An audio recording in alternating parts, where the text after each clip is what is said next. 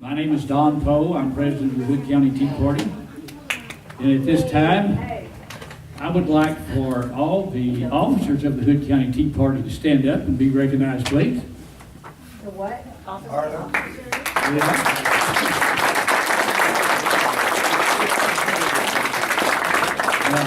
Yeah. This is Patricia McGuire back here, Maurice Simpson, Don Meisinger. What's that? Johnny. And we always call her, say, here's Johnny. And my wife, Reen. And she will tell you right out, she does all the work and I'm the president. She'd be right. She'd be right. And you know what? She would be 100% right. We've got a few announcements to make. One, we've got a big celebration this weekend. It's the Texas Independence Day weekend, Saturday and Sunday. There's a little flyer on the table over here. There's probably 25 or 30 of those. If you want to pick one up as you go out, please do. It's going to be a fun weekend. Lots of stuff going on. And there's a few schedules. They'll have a lot more of these Saturday if you come into town for this. They're expecting somewhere around 10 to 12,000 people to come into town this weekend for this. I think that is fantastic for a little town and for a project that started 3 years ago. This is the third year for it. And we've got a really great guy that instigated this. His name is Colin Crisp. Yes. Y'all might have heard his name. He's a super young man, and y'all come and support him in that. And he will be dressed up as William Barrett Travis, so you will not be able to miss him. Come in here. One other thing I want to announce to you, the Republican Party of Hood County, they have a precinct and county convention. It's Saturday, March 22nd, and it's the Bridge Street Conference Center, 600 West Bridge Street. The precinct convention is at 9 a.m. The Hood County convention is at 10:30. So please attend if you'd like to be a delegate to the convention. And those are always pretty interesting. We remember a few months ago we had a young man here by the name of Chad Kent, and he talked about the Constitution. And he did a fantastic job talking about the Constitution. And he told us then that he had a book that he was writing, and it was nearly ready for publication. And we saw him about 4 weeks ago in Fort Worth at a fundraiser for a candidate over there, and they had just been published that day, and he had some in his hand. So we brought 10 of them with us. I thought he did a great job presenting the Constitution. So if you'd like to have one of his books, they're $10, and we've got 8 or 9 left over there on the table. So if you want one, just get with the ladies over there, and believe it or not, they'll take your money. They will do that. Now, y'all have to bear with me tonight. I left my glasses at home, and I can see an ad on a flea at 100 yards, but I don't see it too good. You want to use mine, Doc? No, I think I've got it, this thing through, I've memorized. But one thing I want to tell you, if y'all like this nice tan I've got, it's because a lot of are wearing red tonight. That's the reason. Now, we've been standing out at the annex, talking to people as they come in to vote, encouraging people to vote. Most important, if you have not voted, vote. So important for you to go and vote.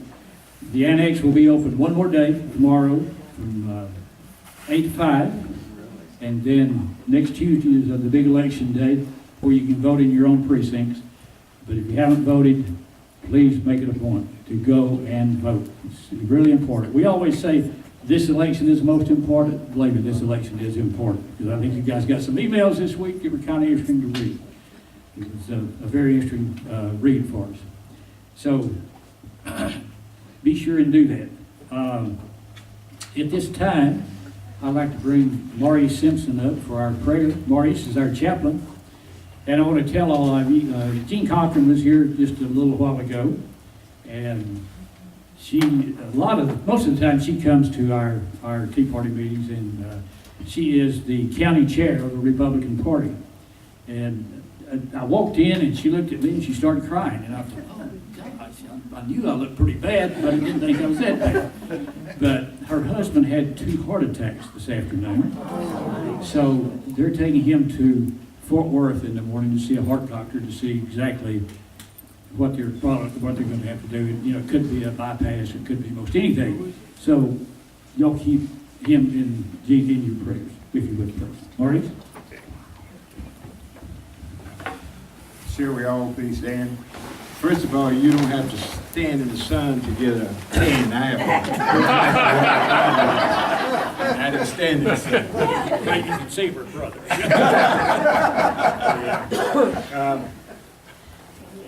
As this week has passed by, things has happened, and I was reminded of a quote that was made by Harriet Tubman. She said, "I have led 1,000 slaves to freedom, but I could have led 2,000 if they had known they were slaves." And I mention this because that's what we're dealing with now. We are sort of in a form of slavery, and it's because we have too many people that don't realize it. And I'm talking about conservatives too, because they are not getting to the polls in the manner that they should be getting. And I want to reiterate, this is a most important election. So if you haven't voted, let's get on down and do it, and we have good candidates. And if you worried about being a Christian, we are supposed to vote and participate. And one other thing too, if you read 2 Thessalonians 3:10, it'll tell you that if a man doesn't work, he doesn't eat. So much for the giveaways and the food stamps and things that some people feel guilty about. You don't have to feel guilty about it. It's a reason for that. Let us pray.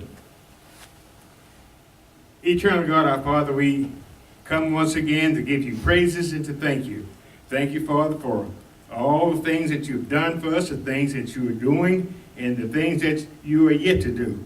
Father, we ask in the name of Jesus that you continue to bless these right-minded people that we have here in Hood County, in the Tea Party, and the conservatives throughout the United States, Father. Father, we ask for blessings upon our speaker tonight. We ask for blessings upon Scott Cochran and his illness, Father. We just pray that you will make him whole, make everything all right, Father. And Father, since we are believing people, we ask, we believe, and it is done.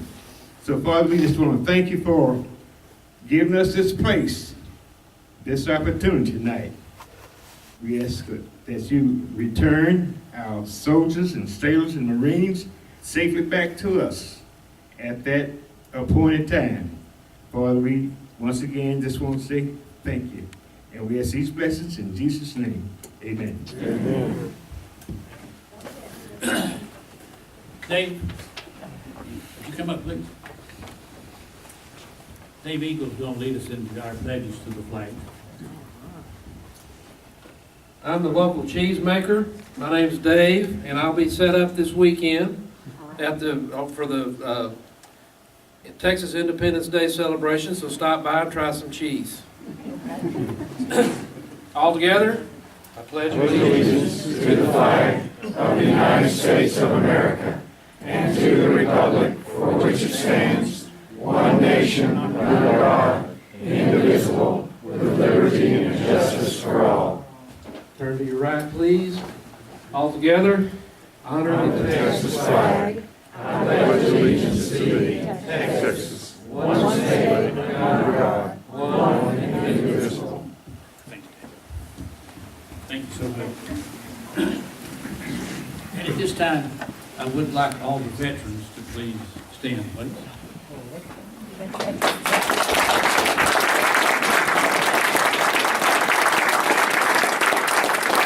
We have some people we want to recognize tonight. Patricia McGuire, would you come up, please? I'm not the one that will recognize. Pardon? I'm not the one that will recognize. Patricia, this is our secretary right here. We won't recognize Patricia. I recognize you. I tell you what, She's the best secretary that I've been around. We would like to have We the People stand. There with us tonight.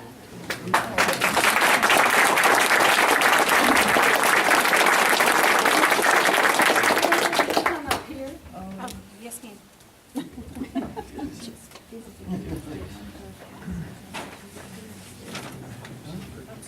I don't know whether all of you are familiar with them, but they are a state championship debate team.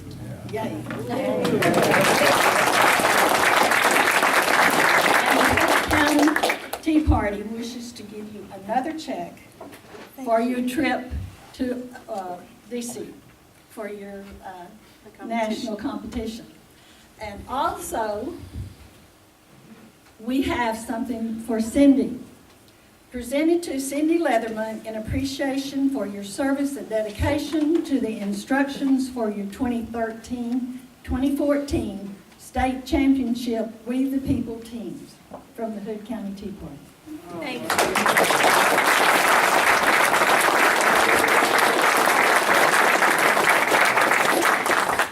And we are very, very proud of these young adults. I started to say children, but young adults. Thank you, Cindy, for all your effort. Thank you for your help and your support. You're welcome. Now, members, when we pass the basket around, we want you to know that that's where some of your money goes, to support these young people. And a few other things around town, like paying the light bill and running ads and so on and so forth. But we feel really proud, excuse me, we feel really proud to support these young people. I think it's one of the best classes in the school. So we're pleased about it. Dr. Mike Alcott and his wife Marika back here. She's not going to speak, but she's she's like me. She doesn't like to do this. We met Mike and Marika back in the summer, and we've become very good friends with them, and they're just wonderful people. They're, how can I've never, I've heard the word activist. They're activists. They work for a lot of they volunteer for a lot of candidates in the Fort Worth area and up in Weatherford and down here, and they're just great people. And we were talking once about this Amnesty thing over dinner, and Mike said that he had a little presentation that he could do, so I was really glad, and I hope you all enjoy it, because Amnesty is something that's going to affect all of us. Yeah. So, Mike, with no further ado, come up here and talk to us. Thank you. Thank you, Reen. I have a tendency to talk a little loud, so if this mic, if you could please raise your hand if I'm if you want, I can maybe put it down. But I want to thank Don and Reen for inviting me to do this presentation. I think many of you in this room probably realize the importance of this immigration bill that went through, but I hope after tonight's talk, you're going to realize just how important it is and how close we came to truly losing this country. And I think I've got some information for you that I don't think that's really an overstatement. So the title of my talk is Illegal Immigration and the Consequences of Passing Amnesty. I like to break down the consequences of illegal immigration into three different categories: national security implications, environmental impact, and economic impact. And just to let you warn you a little bit, in order to get through my talk fast enough, part of this talk, when I've been giving this last year, had to do with the immigration bill, and I've kept some of it in there because I think there's still a danger that bill is still alive. And so I'm going to kind of quickly go through it, but some of the most important part of what I have to say is actually towards the end. It has to do with the politics of it. So, but forgive me if I'm going to go a little bit quickly from the beginning. I'm going to try to slow down at the end because I think that's the most important part. But in the beginning, I'm going to give you a little bit of background on legal immigration, talk to you a little bit about the bill, and then more importantly about the politics of it.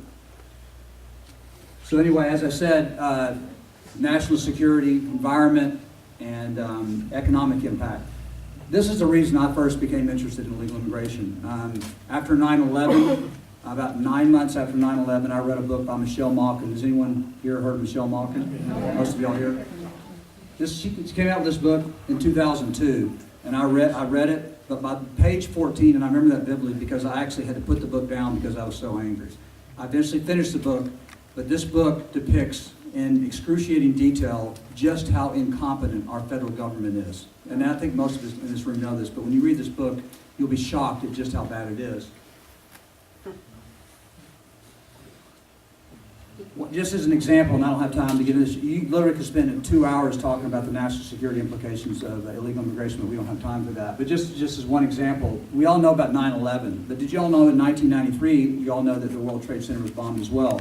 But do you know that most every single bomber that was eventually, we learned, was involved in this, had an immigration violation, ranging from fraudulent passport, expired tourist visa, marrying fraudulently, just playing the games with that system. And she documents it in just in incredible detail about pretty much every terrorist, and actually most terrorist attacks in this country, maybe not Timothy McVeigh, but most have, is due to illegal immigration. Now, many of these are like you see visa overstays and stuff, so it's not just people coming across the border illegally, but it goes to show you just how incompetent the government is. And I think you all heard about the Boston attacks last year, about how they were here. I mean, there was no reason why those people were in this country, at least after we were warned by Russia. But back in 2005, I was driving my wife down to Florida for her to start a postdoc down there. And this is kind of when my life changed. Like I said, after reading that book, I was concerned about illegal immigration. But there was I don't know if many of y'all heard about the Minutemen that took place. Well, on that road trip from Oregon down to Florida, I heard on Fox News about this group of citizens that were going to go down the border and just be, eyes and ears for the Border Patrol. And I said, I have to do this. And so I took Marika to Florida, and then I rushed back to Tombstone, Arizona, April 1st, 2005, and spent a month down there. And it changed my life, because at the time I was a biochemist, I was doing biomedical research.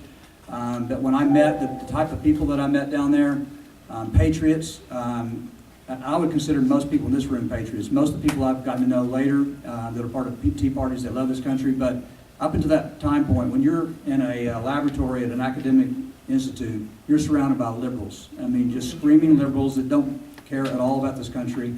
And I was surrounded down there at the border 30 days, out in the air, away from the laboratories, meeting some of the most incredible people I've ever met in my life, many of whom are still my friends.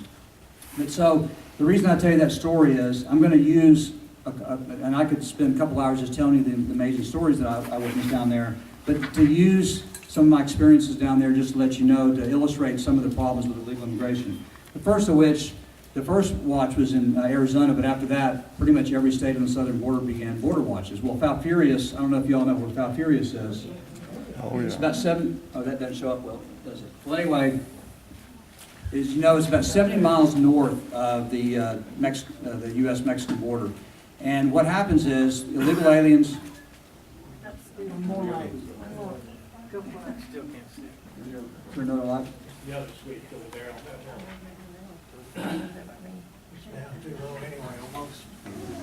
Oh, it's still got to come up. Well, that's okay, I can describe it. So, anyway, it's about 70 miles north of the border, and what happens, illegals will go across the river or get across the border in some way or the other. Then they'll get picked up by their coyotes, their smugglers, and they're driven 70 miles north to just south of a major checkpoint, and I forgot the highway, but actually it's the one that runs from McAllen up to Falfurrias.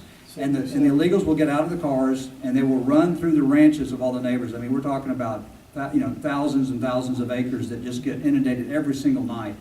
And they'll actually go around that Border Patrol checkpoint until they get picked up north of there, and then they continue their journey to Atlanta, Houston, or wherever.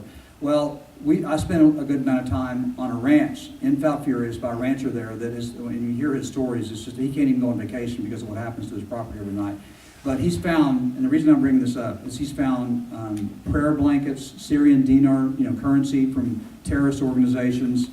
So it's not just Hispanics that are coming across. I mean, these are people coming from. When I was down there, we saw a group of Chinese that come to get into Mexico and then come across the border. But I mean, they found Iraqis, Iranians. I mean, it's coming through Texas, and it still is, and it's actually coming at even an increasing rate right now. So this, to me, was one reason why I did this, was to become involved in because of the national security implications.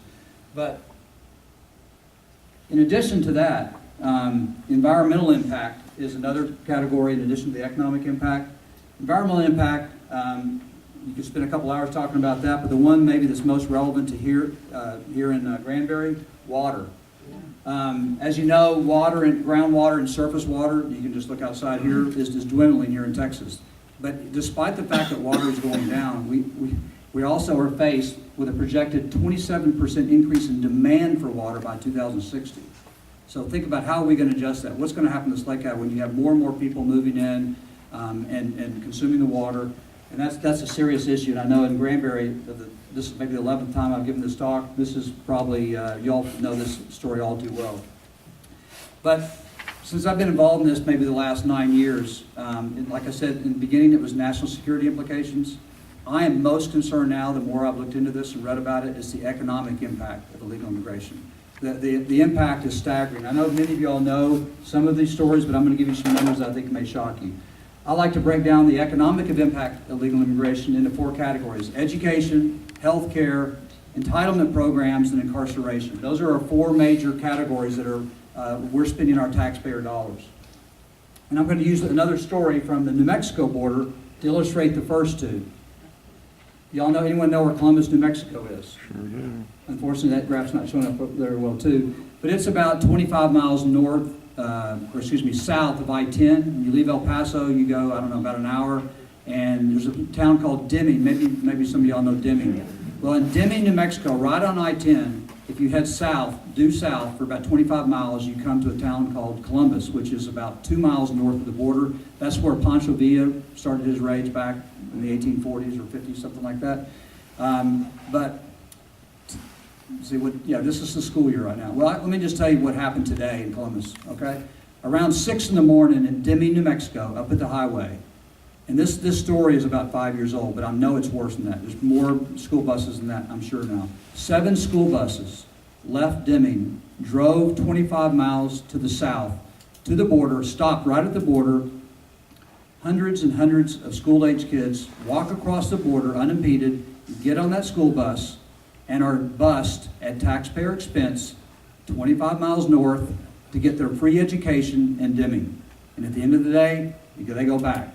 Well, how does this happen? Well, because anywhere, like right now, it could be happening right now, an old dilapidated wooden ambulance drives up from Mexico up to the border, and a pregnant woman will get out and walk across the border and sit down.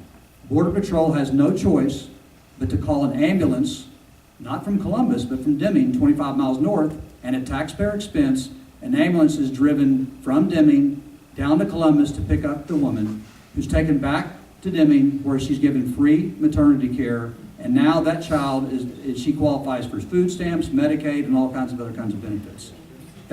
I don't know about you all, but when I encountered that, I felt violated. That is so outrageous that we are having to pay for foreign nationals' health care, education. I mean, we're doing it anyway. I know most of y'all know that's happening inside the United States.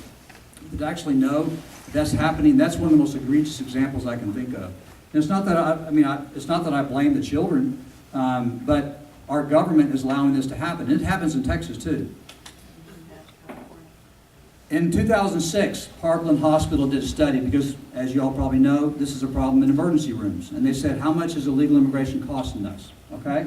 Well, in the emergency rooms alone, it's costing, back in 2006, I'm sure it's more now, $5.6 million a year is what the cost they incur. Now, the federal government are nice. They give us $1.8 million in reimbursements. Of course, that's still costing us, right? We're paying the federal government. It just comes back to Parkland. But the local taxpayers in Dallas County have to pick up the remaining $3.8 million. That's just one hospital in one city in the United States. In that same study, they found in 2006 that 16,000 babies were born at Parkland, 70% of whom were the mother of that child is an illegal immigrant. Food stamps. Otherwise officially known as Supplemental Nutrition Assistance Program. Now, I'm not going to claim that this is primarily because of illegal immigration, because it's not, but it is a significant contributing factor. As you can see, since 2000, it's been growing from about $15 billion a year up to almost $80 billion a year now. Now you'll notice that Barack Obama had a lot to do with this big spike here. The recession had a little something to do with it, and Barack Obama, by increasing the amount they pay out and relaxing the standards and everything, and basically encouraging people not to work but to get handouts, that's a big reason for that too. But this was what you might find shocking. Judicial Watch, who in here has heard of Judicial Watch? About half the room. They're a great organization. They're the type of organization that exposes this. They actually went in and discovered that our government, and this actually didn't start under Obama, it started under George Bush. They are actually working with illegal immigrants and promoting food stamps among them.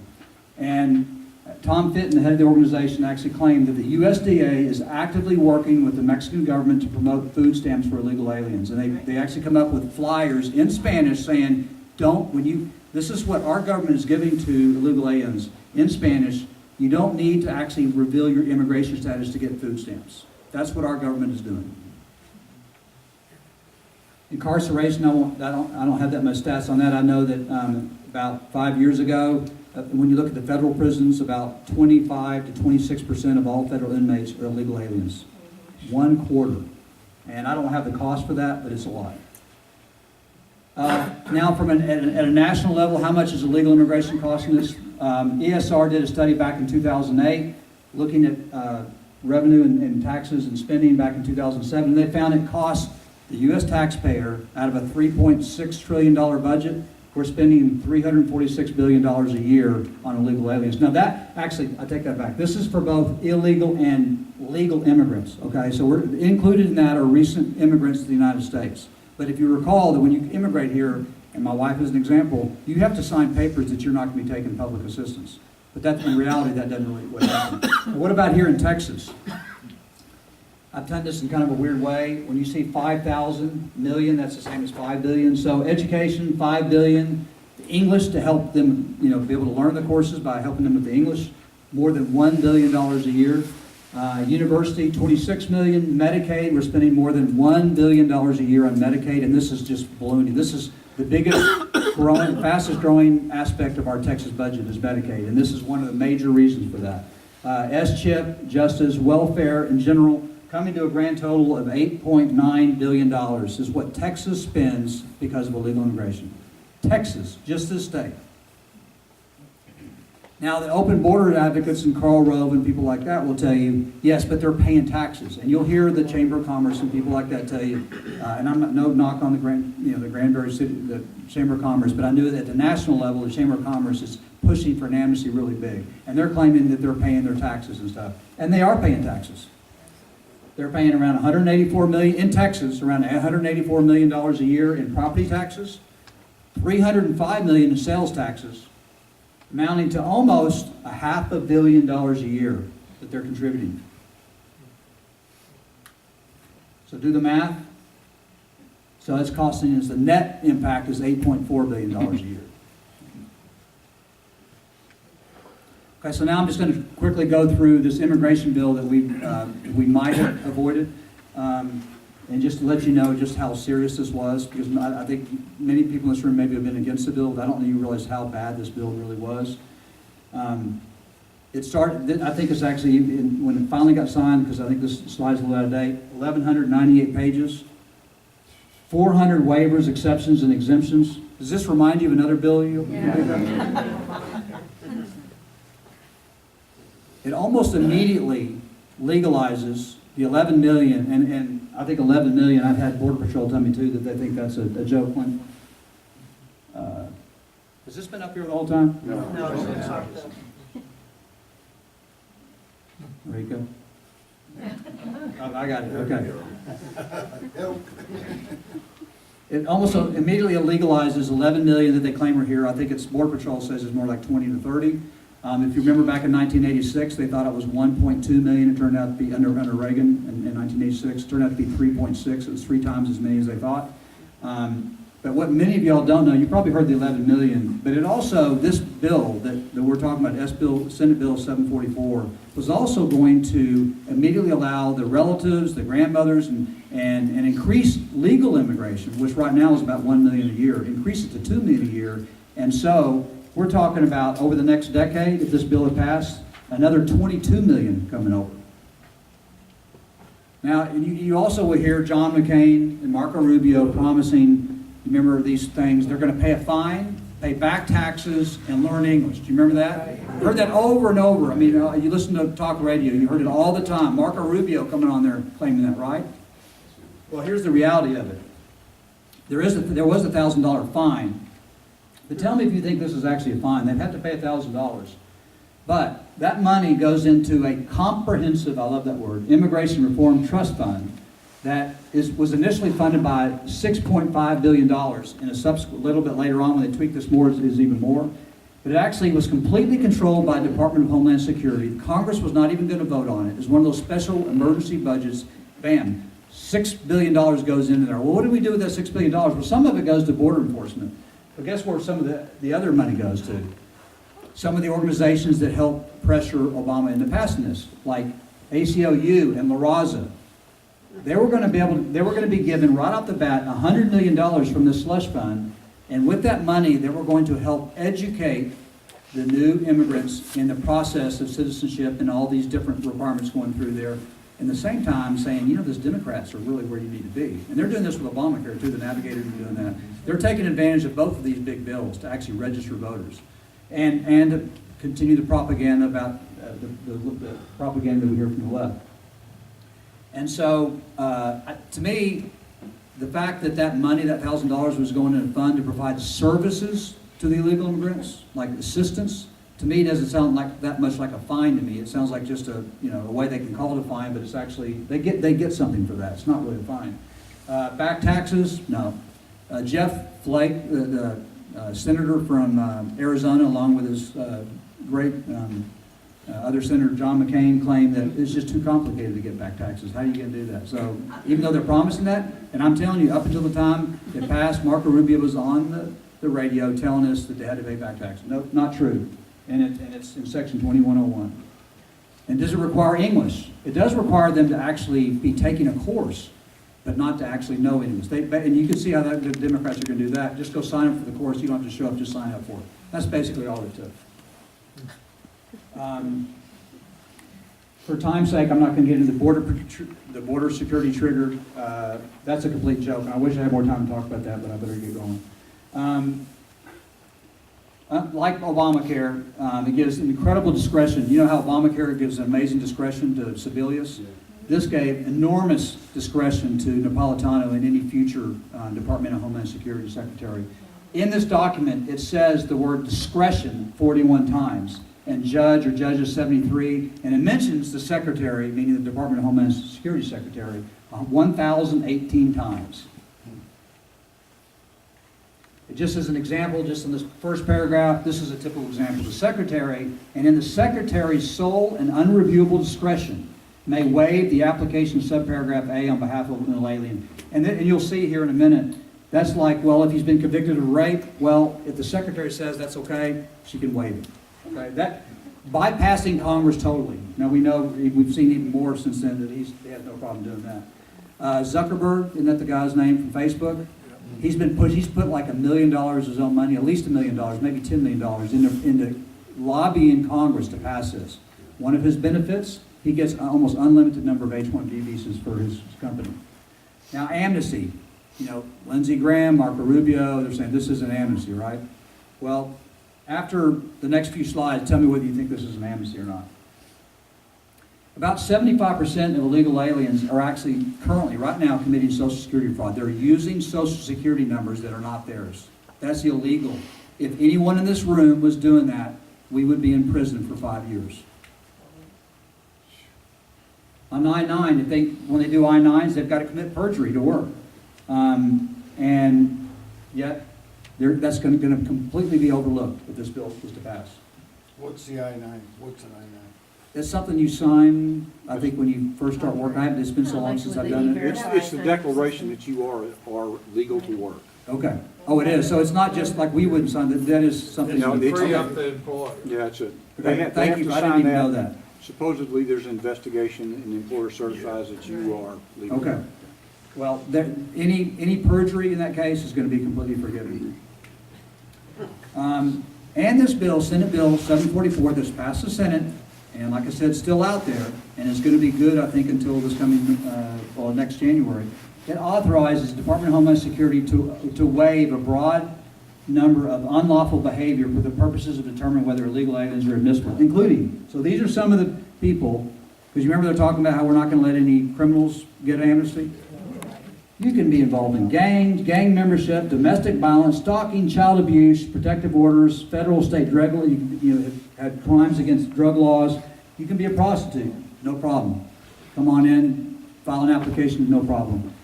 It actually contains a provision that makes gang members, this sounds like I'm contradicting myself, but listen to this, makes gang members inadmissible and deportable, but because it will be almost impossible to apply, and this says it in the language, all gang members that are currently inside the country are exempt.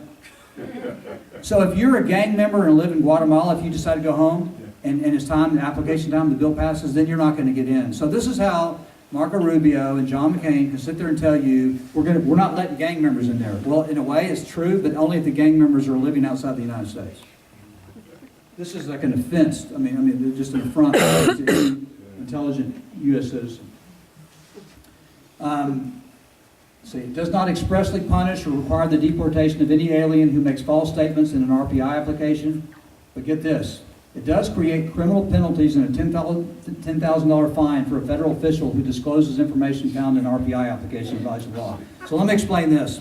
This is the way it is. I think I have another slide about that. This is the best way to explain it. So if you are working for the federal government doing all these millions and millions of applications and you find that this person has actually been using your social security number and he actually says this is not right, he at least needs to know about it, he's not allowed to tell you. And if he does tell you, he gets fined $10,000.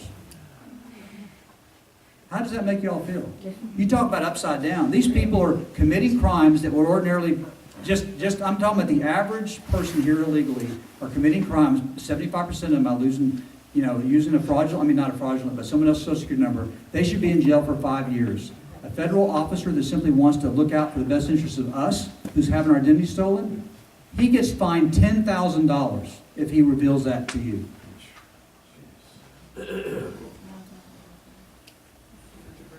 That's pretty much the same thing.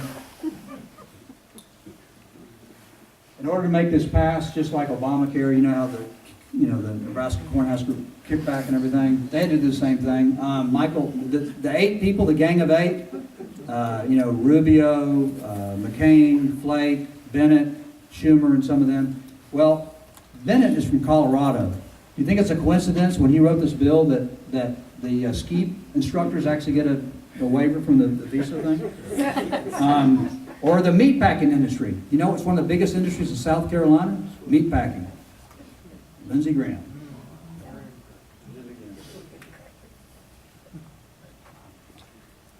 Instead of saying illegal alien, could we just say future Democrats? I'm getting to that. That's the most important part of the talk. Wouldn't that be nicer? I'm going to let you all guess on this, and I've already mentioned some of the 8 authors. Who do you think put this one in this legislation? Oh, yeah. Provides guesswork for visas for individuals that repair cruise ships. Florida? And if you remember, there was a point in the time when they were trying to pass this where they're having some trouble doing that. And so they had to win over a few more Republicans, okay? So they had Lisa Murkowski in Alaska, that good old staunch conservative we got up there. She was easy to buy. Basically, they threw in some bones for the seafood industry up in Alaska. She was on board. How much is this going to cost? Heritage Foundation did a study that shows that if you look at just at 11 million, and like I said, it's going to be more than that if they pass this bill. 11 million. If you look at how much benefits they're going to get on the average age, average education level of the average legal immigrant, that over their lifetime they're going to be getting $9.4 trillion in benefits. Although they will be paying $3.1 trillion in taxes. But how much does that cost? $6.3 trillion. Now keep in mind, that's only the 11 million. That doesn't take into account the 22 million per decade expected to come in addition to that. I just quickly put this up there. Here are some of our nice friends, the Republicans that voted for this. Why? You mean her name? Can you see it? Yeah, thank you. Yeah, so I'm sorry. Alexander from Tennessee, Alcott from New Hampshire, that really strong Tea Party candidate we have in New Hampshire, she was all on board. Chisa, who was the one appointed by the big guy from New Jersey. Collins from Maine, we can always count on Collins doing the conservative thing. Corker from Tennessee. Tennessee is actually a very conservative state like Texas, but they've got some really bad senators. One of them has got a Tea Party challenger.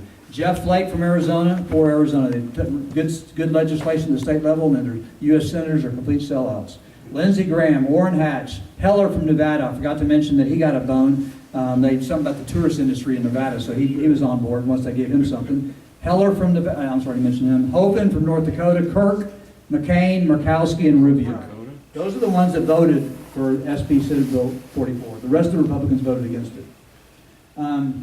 It now sits in the hands of John Boehner. It looks as though Boehner is actually not going to move on it, although there were rumors that he was going to wait for all the states, all the different candidates to make sure the filing deadline for challengers to be passed, and then said, okay, let's just go for it. I don't think that's going to happen. I've been told it's probably not going to happen, but I don't really trust him.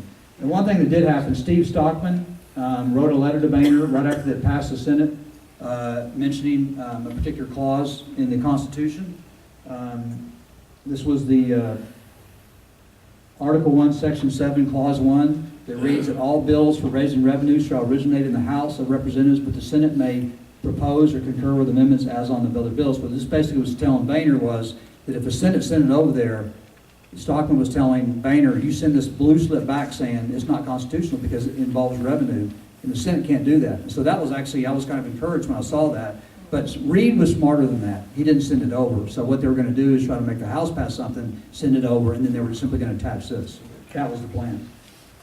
Now, Boehner did allow 3 bills. Actually, it's 5, but these are 3 bills that I think we would all support. So this is the little game they're playing. These 3 bills have actually come out of committee, and they all are bills that everyone in this room probably would support: a mandatory E-Verify, really good interior enforcement, and border security. But what happens is, and this is what Louis Gohmert and Steve King and Michelle Bachmann were warning against, is that it's like a Trojan horse. Once this bill, once they send it over to the Senate, saying we just want border security, the Senate will tack on their whole bill. It'll go to conference. Boehner's in charge of the conferees, and then we're going to get the Senate bill. I'm optimistic. I'm hoping that's not going to happen now, because it sounds like they've avoided this. But now for maybe one of the more important parts of this topic. Let's talk about the politics of this bill, because the Republican elite and Karl Rove, the National Chamber of Commerce, is telling us we need this bill. We have to stop alienating the Hispanic vote. We're never going to win again if we don't do this. So I want to give you some information to see what you think about this. Well, first of all, if we pass this bill, who's going to get credit for this?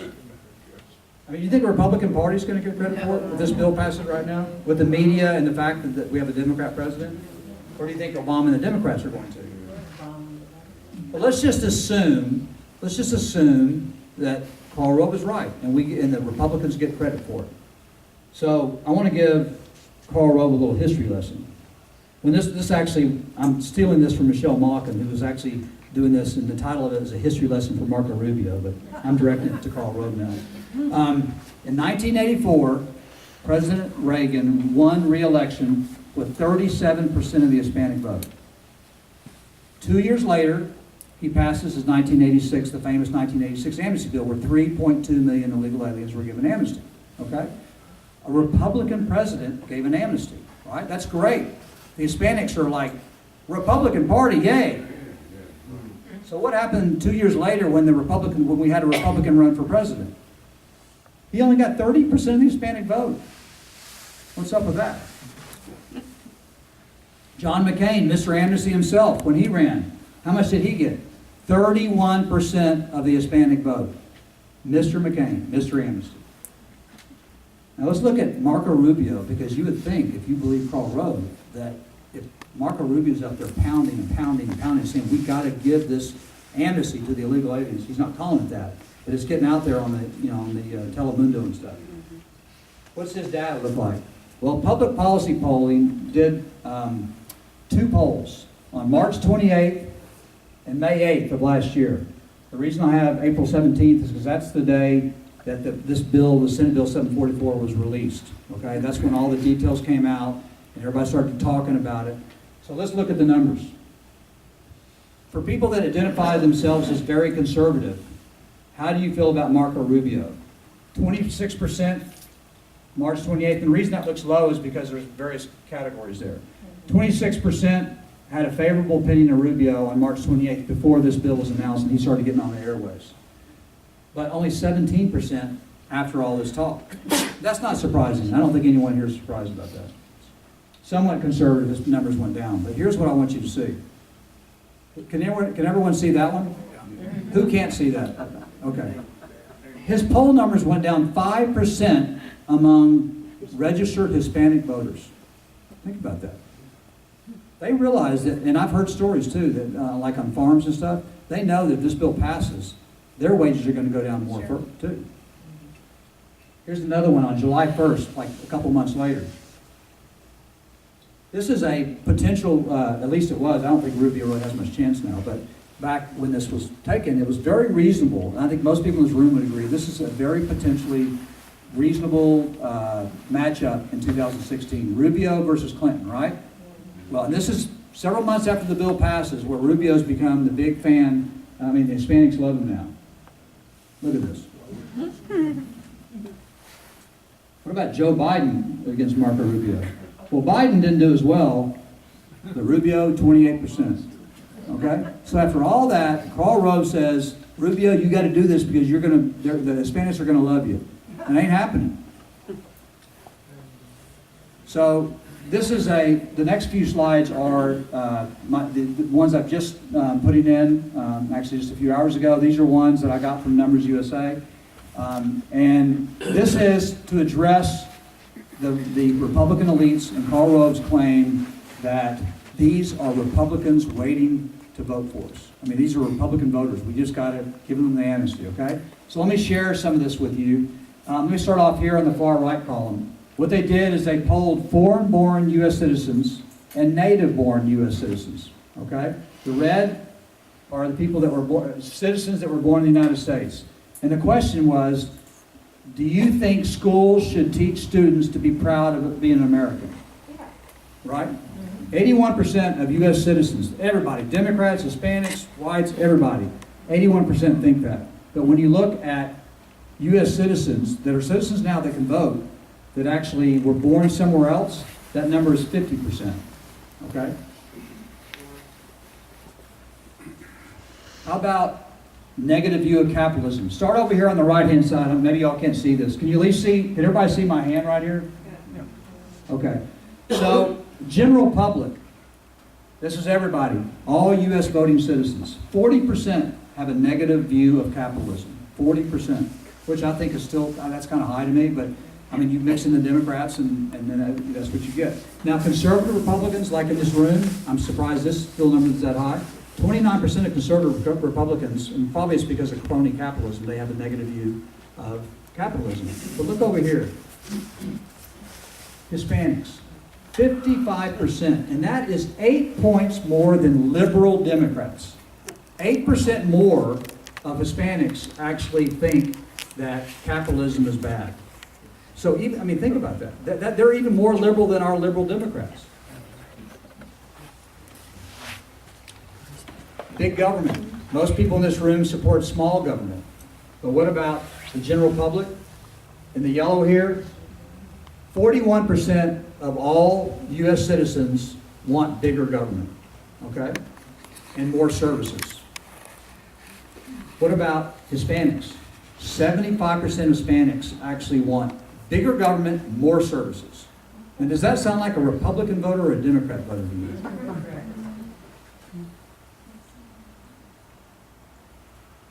Obamacare.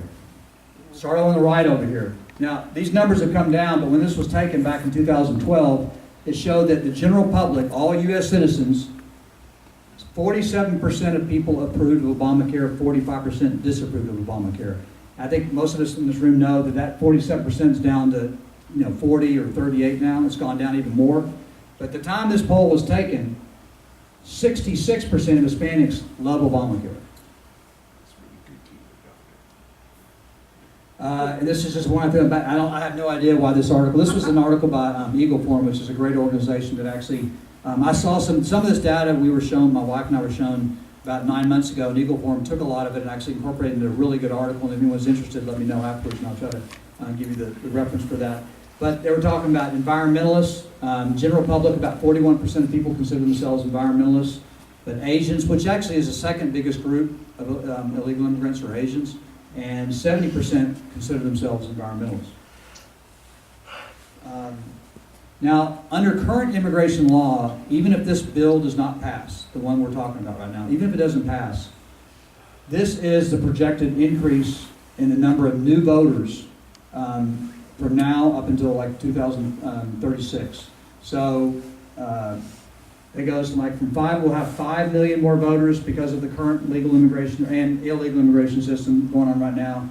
And in 2036, we're going to have 15 million more voters. But if this bill passed and we give amnesty to everybody, and they bring in their grandmothers and their daughters and everybody, and we also double legal immigration, and it stays, the demographics stay the same. Look at this. It's going to be, by year 2024, 10 years from now, we're going to have 10 million more people voting, and we're going to have 32 million more people voting there. And these people that are voting, this increase, like I've shown you, about 80% of them are going to be voting for Democrats. And so, I just wanted to, let's just say there's some of you in this room that illegal immigration is not that big of a deal, but you happen to be conservative. I know I have some friends that only care about the Second Amendment, which is great. I'm a big supporter of the Second Amendment. But I just want you to ask yourself, if the Second Amendment is the only thing that's important to you and you don't care about illegal immigration, I want you to imagine the political environment we're going to be in 10 to 15 years if this bill was to pass. Do you think that we will have our Second Amendment right still intact? I mean, if Obama and the Democrats had majority in the House and the Senate, do you think we'd have it right now? And imagine what it's going to be like if you bring in huge numbers of Democrat voters. And that's why I think this issue is so important. So what can you do about it? Well, number one, you can call your congressman, Conway. I think most of you all have Conway. A second thing you can do, do y'all remember, it was June 28, 2007. It was an incredible day. I was actually at the border that day when I woke up that morning. We heard that the amnesty bill back in 2007 under Bush was killed in the Senate. And about a couple of weeks later, the New York Times had an article talking about a group that they attributed one of the main reasons for that. It wasn't the only reason. There were a lot of people calling. But basically, it's Numbers USA, in case y'all haven't heard about them. They were founded in 1996. Back when that amnesty bill was defeated, they had 447,000 members. They now have 1.6 million members. And if any of y'all, if you care about this issue and you walk out of here feeling like we have to stop this, I strongly recommend that you take down that website. It's numbersusa.com, and it's one of the most easy to use, user-friendly faxing system there is. It's from your computer. It sends faxes, but it's basically you just hit buttons. You get it whenever there's an important vote in Congress. You get an email, and they keep you up to date. It's got all kinds of information. And it's the easiest thing in the world to do. Once you sign up, you get an email, and usually within 30 seconds, I've got the email sent back. Or if you want to take time, like my wife, we'll sit there and write a bunch of other stuff on there. And maybe take you a little bit longer. But if you want, and you don't know how much time, it's one of the quickest, easiest things to fight this. And it sends a fax to your congressman and your senator whenever there's an important bill. So I highly recommend that group. Numbersusa.com? Yes, I wonder if I have. Yeah, you can't really see it that well. It's kind of faded there. Yeah, but it's www.numbersusa.com. And finally, my wife is going to be passing around a clipboard. This is something that's been working really well over the last year and a half. If you all text, if anyone in here texts and actually care about this issue, simply put your name and your phone number that you text with. Now, sometimes I get landlines and that doesn't work. It's got to be a cell phone. And what happens, and I haven't sent one probably in 6 weeks, but what will happen is whenever there's an important vote, it's actually one of the most efficient ways to get people to do something, because unlike an email where you may be at the computer at 10 o'clock at night and Congress is closed, I will send those texts to you during the hours that Congress is open, and when you see the text, the phone is in your hand, and if you've got a smartphone, all you got to do is just touch that phone number and you're calling Congress.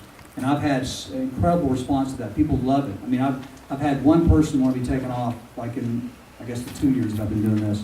And it just works really efficiently, and people actually want more. They usually thank me and say thanks for the update and everything. And if you ever, like I said, the one person that wanted off just texted me, said take me off, and I took them off. So it's not something you have to, if you don't like, you can be taken off. But it's something, I'd love for you to, because the more with these numbers we have, the more effective we can be. And You might want to tell them it's your personal list, you're not sharing it. right, I don't share this with anybody, and I never have, and I never will. I've already gone over that. So I had 60 seconds to talk about this state rep race. I think most in this room or people in this room are aware of the race, but one of the reasons I'm excited about this race is Rice University came out with a poll, it's like a computer ranking at the end of the session. And as many of y'all know, there's 150 state reps down there, 95 Republicans and 55 Democrats. But they ranked all 150. And so what I did is actually I typed them all out and have all the Republicans in blue. I didn't even mess with the Democrats. The ones in bold are the ones in the local area, at least the DFW area. But I wanted to just let you see visually the opportunity you all have down here in Hood County. You're talking about Austin. Austin? Yes. Yes, I'm sorry, I apologize. We're switching gears. This is at the state level in Austin, okay? This is the Texas House I'm talking about. 150 state reps in the Texas House, 95 Republicans. Many of them Republicans, some of them are not. But what I've got on this first page are the first 20. This is the rankings from most conservative to most liberal, okay? The one that was ranked most conservative was Jonathan Stickland. And Matt Schaefer from Tyler was 2. Those are the 2 that the House leadership, Joe Strauss, is targeting. They're throwing in hundreds of thousands of dollars, not just because they were the most conservative, but because they were the most vocal. They were down there fighting for what we want done down in Austin. And they have an opponent because of it. That's how they play down there. Anyway, I don't want to get too sidetracked in this because I know I've been talking too long. But I just want you to see that down to number 25. Now this is from 26 to 50, okay? Is your state rep anywhere from 1 to 25 or 26 to 50? Sorry, I had to stand up. No, he's not. Okay, we got to go to the third page. I think he's on the third. No, he's not even on the third page. We go down to 75. He's still not on the list. Jim Keffer at number 85. And it turns out that this same computer analysis showed that if you look at the 95 Republicans, there was about 20 Republicans that actually voted with the Democrats more than they did the Republicans. Guess where Jim Keffer is? That's how bad. He's truly a Democrat, and this computer model shows it. And there's a very good chance that Tony Tinderholt is going to take out Diane Patrick in Arlington. I actually feel pretty optimistic about that. This race could be a nail-biter, and that's why if you all want conservative representation in this district, you have an incredible opportunity. It may not come around again for a while. You have a good candidate, a good, solid, principled conservative running against one of the worst legislators down there. He lies to his constituents, and I don't care if I say, He'll sue you. and so, oh, I know. But anyway, so I would just like to encourage you to please, is Caroline still here? Yes. If you all, election day is just a few days away. A lot of people wait till election day. Please, if you all want to volunteer to knock on doors, hold up signs, be at the election site where like Reen and Dawn are, please see Caroline, because this is a difference. This is why y'all are supposed to be meeting, right? It's not to come hear people like Jack, like people like me. You want to come make a difference, right? You make a difference by calling Congress, or you make a difference by actually helping conservatives get elected. This is what it's all about, and I'm just implore y'all to please volunteer and do something for Cullen. If you're a conservative, if you're a moderate or a liberal Democrat in the room, you can ignore me. But please go see Caroline afterwards and see if you can't volunteer to help Cullen take this home on Tuesday. Thank you very much. Are there any questions? Yeah. Yes, ma'am. With all the talk of illegal immigrants coming through the southern border, how come the northern border isn't being taken care of too? Because I know they come in through from Canada into Detroit and come on in, and there isn't hardly any place. I've been back and forth over the Canadian-U.S. border. Yes. I think there's like, most of my years. I'm gonna give a rough guess, but there's like one Border Patrol agent like every 10 miles or 20 miles. It's like really porous. I agree completely. And I think the northern border actually poses maybe equally as much of a terrorist threat. And because Canada for a long time actually had very lax, what do they call it? Amnesty? I mean, Immigration. what do they call it when you, When you go across like a. refugee, I mean, I forgot the word. Asylum? Asylum. Very lax asylum laws, and as a consequence, I think there are quite a few, a number of terrorists in Canada. And I'm actually, to be honest with you, ma'am, I'm surprised it hadn't happened. I Well, really see, am. The other thing too is that, see, I'm from Michigan, and the area, I'm from like the Dearborn Heights, and Dearborn is one of the biggest Yeah, it's a Muslim areas enclave. for Muslim communities in the whole area up in there. And they are coming in from Canada through Detroit, through the bridge and so forth, and they're coming in droves like Yes, ma'am. crazy. I don't deny that for a fact, and I'm actually surprised we haven't had a terrorist attack because, because of the northern border. But we've got to protect both borders. Yes, sir. Is there any action to take our state park back? I mean, our national park back in Arizona, where they put up a sign that Yes. said, don't Yeah, go in that's here? off of Highway 8. I've been there, and it's a travesty to think that there are areas in this country that we have been told not to go to because it's actually, they don't say it on the signs, but it's like too hazardous for us to go. But basically, that's ceding our sovereignty. That's basically saying, this territory belongs to the drug cartels. You and I are not allowed to go. One battalion of troops, and Oh, I know. There's no 3 excuse hours. for it. I know. It just goes to show the federal government does not want to solve this problem. There's no excuse for that. I mean, and I know exactly where you're talking about. It's on Highway 8. It's just west of the road that runs between Phoenix and Tucson. You just go west a little bit on Highway 8. Yes, ma'am. I just got off a conference call from our congressman from Oklahoma, and he said that all major bills are not going to be heard because of the elections, and he mentioned amnesty. He said, not going to happen. All they're doing is focusing on re-election right now. Right. And I hope that's true, and I think So- that probably is true. 2 months ago, I was very nervous about this. But I think it's important for me to point this out because after the election, even if the Republicans take back the Senate, this is going to come back. Do you know that in the last 2 years, the U.S. Chamber of Commerce and the big money people, the big donors, have given $1.5 billion in lobbying. $1.5 billion has been spent lobbying to make this thing happen. So it's amazing that it didn't happen. But my point is that I was debating whether it was timely to do this, but I think it's important you all recognize how close we came, and they are going to try it again. Because even when they do get an amnesty, every 10 years, 86, 96, 2006, and then we kind of put a little stumbling block and they had to push it off to 2007. And guess what? 7 years later, they're trying it again. 6 years. I mean, they're not enough.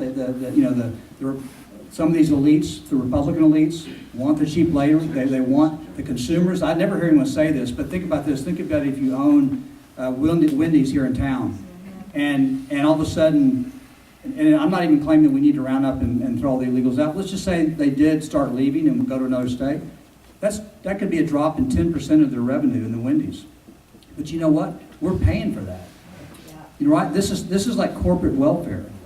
And I mean, I'm picking on the Republicans because, the Democrats, they want the votes. There's no question about it. This is about votes for the Democrats. So you're exactly right. I'm hoping, I'm praying that it's not going to happen this year, but I'm just letting you know. And that's why I want you to get up, hooked up with numbers or a text, because when it's going to happen again. And when it does, we have to be ready, because if the Republicans have the Senate, because they're claiming the only reason they didn't do it is because they don't trust Obama and because they want to have the Senate first. But you know what? I don't trust Boehner and McConnell, and I don't trust Karl Rove. And Karl Rove, if you don't know, has actually set up these big PACs that are specifically going after what we're doing. Exactly. They don't want Cullen Cripps. They don't want any challengers to their establishment candidates. And they're spending millions and millions of dollars to do that. So that's why I think it's so important. But I'm glad that you offered me that little bit of reassurance that it's not going to happen this year. But Well, that's what he said. He said the IRS and Amnesty, he said it's just not going to happen because everybody's too focused on all the we're election. doing is focusing, it's all about re-election, all about re-election. Any other questions? Yes, ma'am.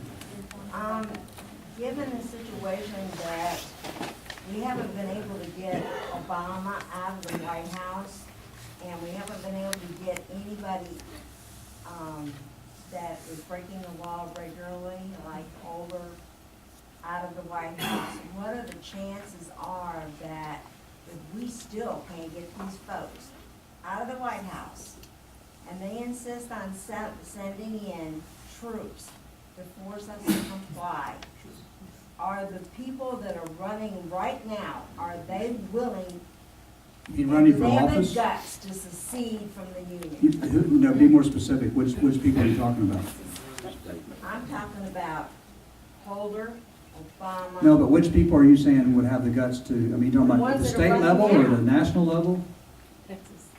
The Texas level, the Texas senators, Well, unfortunately, all of until we do, Texas we had reps. a, last election cycle at the state level, we had an incredible success. The people I'm gonna point out, the ones in bold, Stickland, Kraus, Cabriglione, Turner, Fallon, Goldman, Sanford, Click, Simmons are all freshmen. They're all freshmen, and they're, you know what? They're all from the Dallas-Fort Worth area. This is, as negative as this whole talk's been and how I feel about the country and everything, this is where my little ray of hope is at the Texas House. We sent some incredibly principled conservatives down there. I mean, people that I just enjoy being around because they're inspiring. Not only because they're principled conservatives, they're just really good people. And they went down there and they stuck together and they put up with, you should hear the stories they put up with. But they stuck together. But you know what every one of them tells me? We need more of us. We need more Cullen Crisp. We need a Tony Tinnerholt. We need a Matt Rinaldi. We need a Danny Pelton. All across the board. I'm telling you that we have a chance to TJ Fabi, Jared Patterson. We have some really, really good people running now to actually fill in this. And what's happening is many of them are running against the people down there at the bottom. And so we have an opportunity to get rid of some really bad Republicans that are truly Democrats and put in some, not just better ones, but really good ones. This is an incredible opportunity. People, and I think it's a consequence of the Tea Party revolution in 2010. People have been starting coming to these meetings, and eventually while they decided they were going to run. And that's why I feel so optimistic, is that they're coming, they're rising, they're coming out from wherever. And we're getting some really top-notch people. And just to give you an example of what's going on right now, this race here in Granbury is huge. A race against Bennett Ratliff, who I think was down at 72. He's gotten $868,000 from lobby groups just in the last few months. Because one of guys like us, named Matt Rinaldi, a very articulate, good-looking, principled guy is running against him. He only has like $60,000, but he has an army of people like this. And I'm hoping, like on Saturday, there's a bunch of us that are going to be going out there to help him, because this is truly, that race has turned out to be the epic battle between lobby money and establishment Republican in Texas versus the grassroots like us at a state level. And it's really, I just can't wait to go. And they're scared to death. Just like Keffer's doing, they're actually running TV ads. Like, they just bought another $100,000 TV ad going on the air and saying Matt Rinaldi is actually a Democrat that supports Obama. That's the best they could do against him. Because they think maybe 5 or 10% of people will believe it. But it's huge. More and more states are watching Texas to see what happens here in Texas. Yes. Because they know that right here's where it's going to happen. If we can do it here, you'll see it happening more and more. Yes, sir. Would you make similar kind of comments on our U.S. Senator race? Well, that's a tough one. I'm not going to be voting for John Cornyn because he's been undermining Ted Cruz. Yes. And I'm supporting, I'm going to put it to you this way. I have a favorite, but I'm going to support either Stovall or Stockman. And actually, it's a good I've already question. heard about it one day here. Yeah. Well, here's the key. Regardless of who you like between those two, if you vote for either one, it's going to force a runoff. And the goal is to get Cornyn below 50%. Right. Okay, and so then whoever is the one that gets them below, and it'll be one of those two. If it happens, I'm not that confident it will, but if it does, then I'm going to support that guy, even if it's not the same one I supported in the beginning. So anyway, I think we're out of time.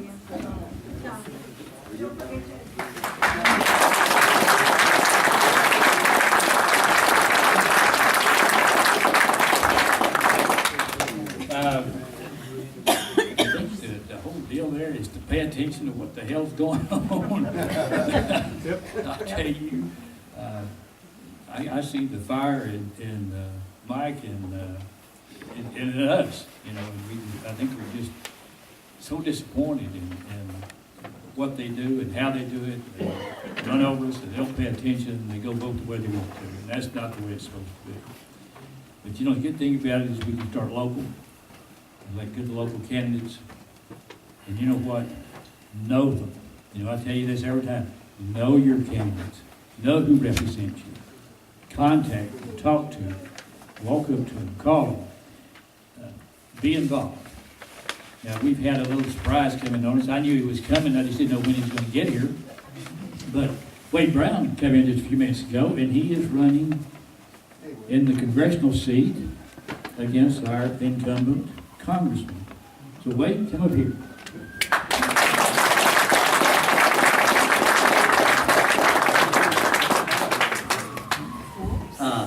I'm going to try to be very respectful of y'all's time. I know y'all are at the end of a meeting here.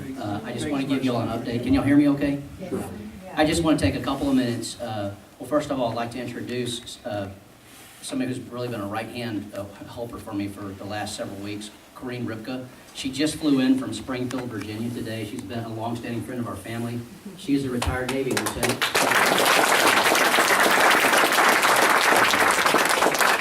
And I just want to give y'all a quick update.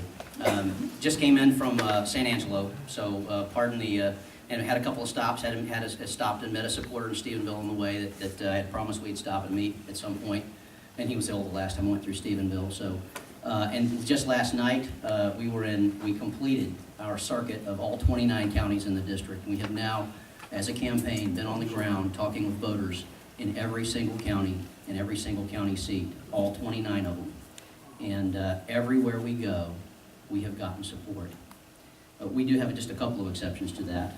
We have, in the last couple of very small counties we went through just yesterday evening, I didn't get anybody coming in the door that was a sort of preordained to come meet us, but still met people, handed out our information, and in all except, I think, 3 towns, we had people who committed to voting right there on the spot after just having a short conversation.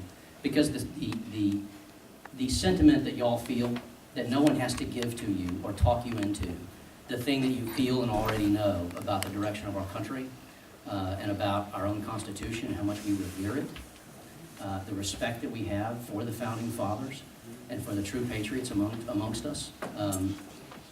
Nobody has to convince you of those things. We love our country as a matter of natural course.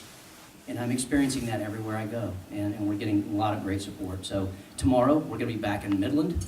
We've had volunteers have set up more meetings for us. We're going to be at the Odessa Senior Citizen Center.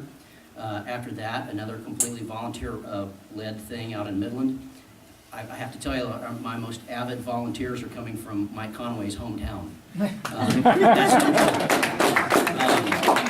That's so tomorrow, we're going to be in Midland at Murray's Deli. And they're coordinating with a couple of, there's a Tea Party group that started amongst the oil field workers.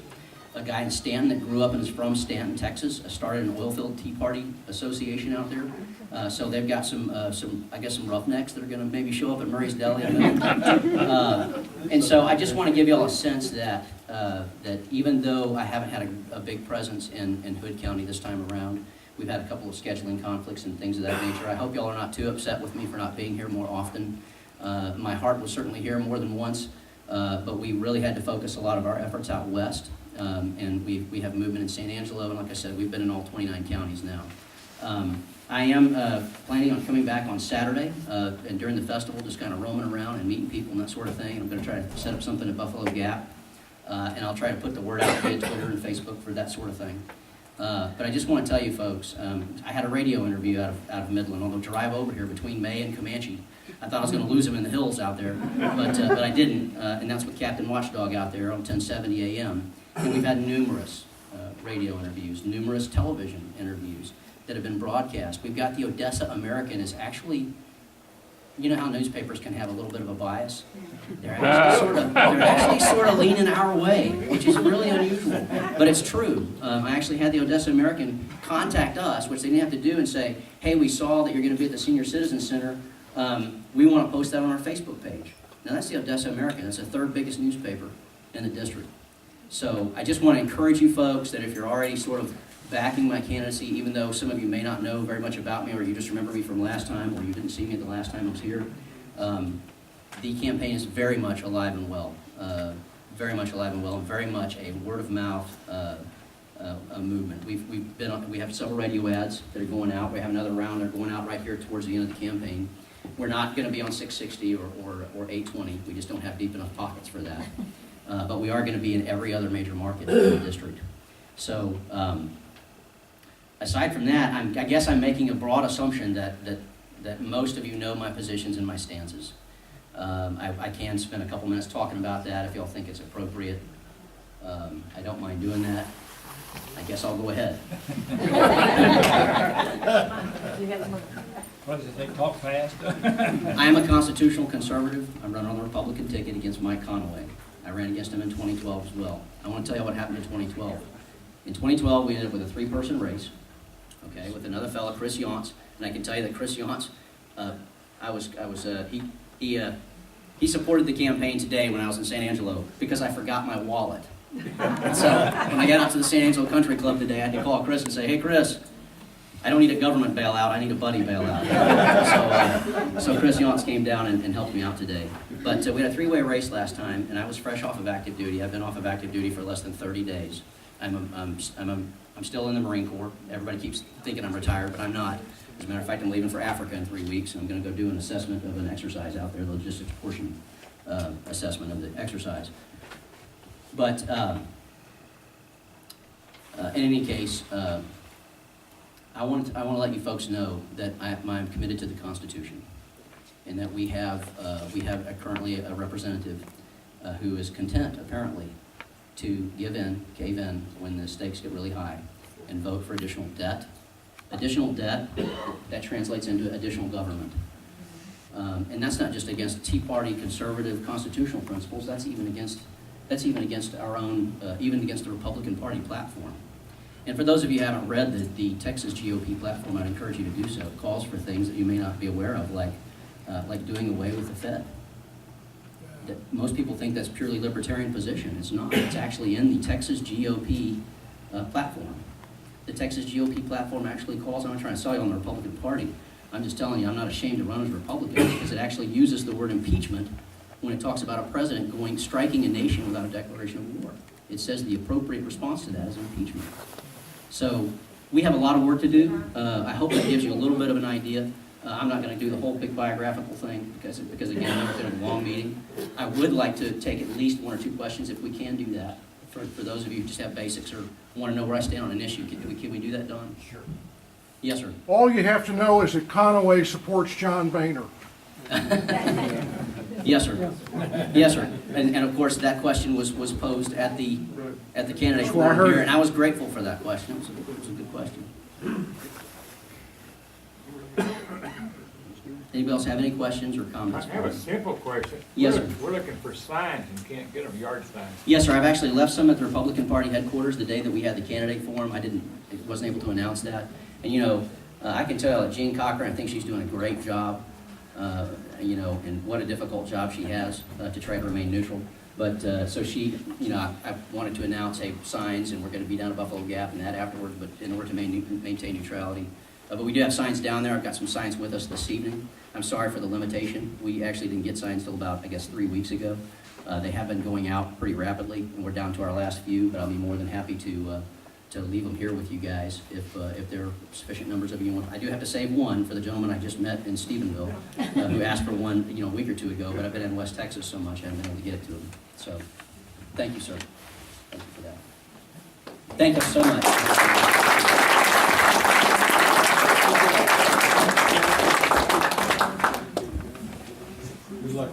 Thank you.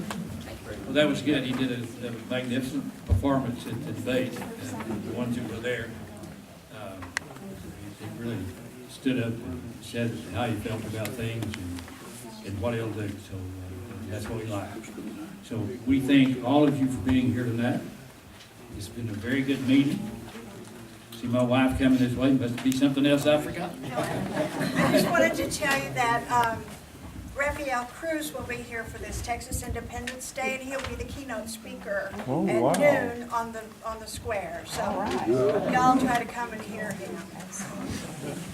Yeah, and please attend this Texas Independence Day.